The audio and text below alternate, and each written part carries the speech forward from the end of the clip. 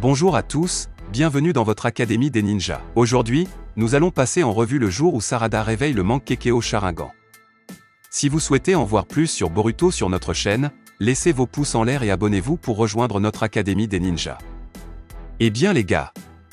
Sarada a été très impressionnée par l'évolution de ses yeux, et ce n'est qu'une question de temps avant qu'elle ne réveille enfin son Mangekyō Sharingan, et pour ceux qui ne suivent que l'anime, vous connaissez l'inquiétude de Sakura à ce sujet. Après tout, dans toute l'histoire de Hoshiya, le Mangekyō Sharingan n'a jamais été réveillé autrement que par un sentiment fort provenant de quelque chose de mauvais, comme la perte d'un être cher ou même par dépit.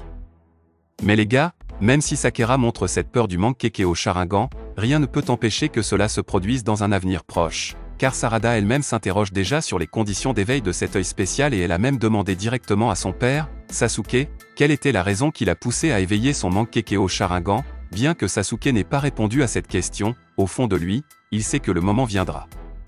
Donc les gars, que Sarada va réveiller le Mangekyō Sharingan, c'est un fait, plus personne ne le remet en question, la question est de savoir quand cela se produira, avant ou après le timeskip.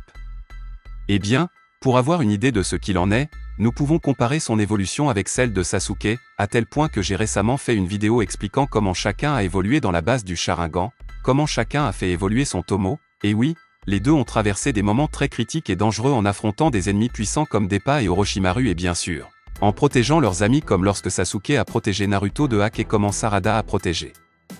Boruto de Deppa. Tout cela a fait évoluer leurs pouvoirs oculaires, et si nous comprenons bien, ils ont évolué de manière similaire, à tel point que tous deux à l'âge de 13 ans étaient déjà capables d'utiliser le Chidori et avaient déjà le Sharingan avec 3 tomos, mais Sasuke n'avait le Mangekyō Sharingan que dans le post-timeskip, après avoir connu toute la vérité sur Itachi, le frère qui a utilisé sa vie pour lui, Sasuke, pour devenir un héros et éveiller son œil évolué. Tu veux donc dire que Sarada n'éveillera le Mangekyō Sharingan que dans un éventuel Boruto Shippuden, puisqu'elle et son père évoluent de manière similaire? Peut-être que oui, peut-être que non les gars, parce que nous ne savons toujours pas comment le manga va gérer ce changement de temps, puisqu'apparemment Konoha et toute l'Alliance veulent déjà s'occuper de Code et de ce Jubi dès que possible, et cela signifie que cette bataille entre Code et l'Alliance pourrait se produire maintenant, même avant un timeskip. Et une bataille de ce niveau peut apporter une fatalité tragique qui fait que Sarada éveille son Mangekyō Sharingan à un très jeune âge. Après tout, nous savons que Code est plus fort que Naruto et Sasuke, et nous ne pouvons pas exclure la possibilité que l'un des deux ou peut-être les deux finissent par perdre la vie dans ce combat. Il se pourrait donc qu'elles finissent par éveiller le Mangekyō avant le timeskip. Mais d'un autre côté, on ne peut s'empêcher de penser que cette nouvelle génération est encore très jeune, et que le style de narration que Kishimoto utilise dans Boruto est très similaire à celui qu'il a utilisé dans Naruto, et s'il continue à suivre cette voie, Sarada n'éveillera son Mangekyō Sharingan qu'après le timeskip. Même parce que si on voit du côté de Konoha qu'il veut agir à tout prix et le plus vite possible, du côté de Code il n'est pas du tout d'humeur à la confrontation maintenant, et il semble qu'il va partir en voyage après plusieurs cyborgs pour reconstruire Kara, et on ne peut pas oublier Ada qui peut voir tout ce qui se passe en temps réel, ce qui peut rendre difficile voire impossible pour l'Alliance de les trouver. Donc même si l'Alliance essaie de les affronter directement, elle risque de ne pas y arriver, ce qui retardera cette bataille. Et puis oui, un facteur lié à cette bataille entre Kara et l'Alliance pourrait réveiller le Mangekyō Sharingan de Sarada dans le futur, mais peu importe que ce soit avant ou après le timeskip, une chose est sûre, Sarada réveillera son Mangekyō Sharingan. La question est le déclencheur.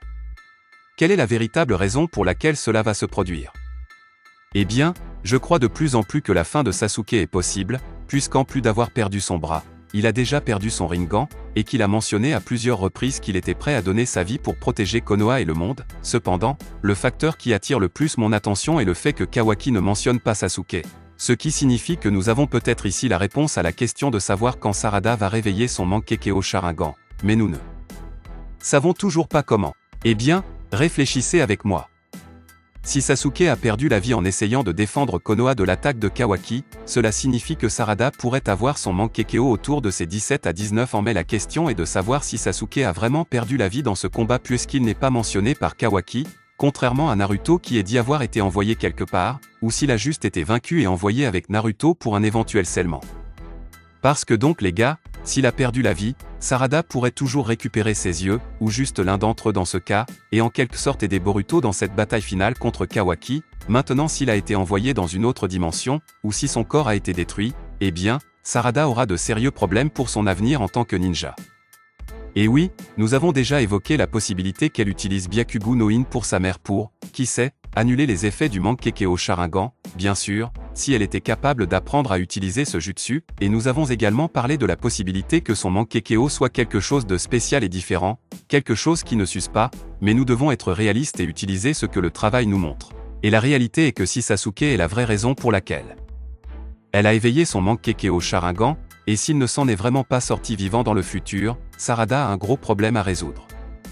Maintenant que nous avons déjà spéculé sur le jour où elle pourra avoir son Mangekyo Sharingan et sur la façon dont cela pourrait se produire, nous devons maintenant savoir comment elle réagira. Après tout, tout le monde ne peut pas supporter cette évolution sans succomber à ses émotions négatives.